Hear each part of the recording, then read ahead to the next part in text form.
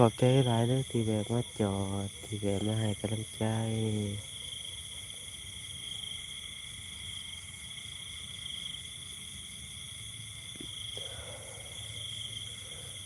เมื่อมาพบน้องเนื้อท้องยังต้มนมหนาวได้มาพบสาวยอดเยาว์ที่เขาลือกัน มาเยือนถึงถิ่นดินแดงแข็งสารวันอายอยู่นครเวียงจันทน์คิดอยากผูกพันกับน้องแก้วตาสาวหน้าใสไผไปก็บ่ลืมลาสมคำลือซาเมื่อได้มาพบน้องคนดีนุ่งลานองค์แก้ว สมแล้วที่เป็น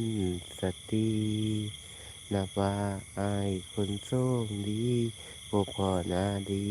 ที่งานสื่นใจนาสายคิดใต้แดนสารวัน อยากได้จอมขวัญมาอยู่เวียงจันทน์สั่งควรหักอาย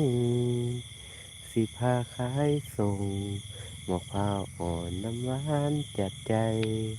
สมคำสะลือไปไกลมะพร้าวนาใสถึกใจแท้เดีขึ้นรถนี้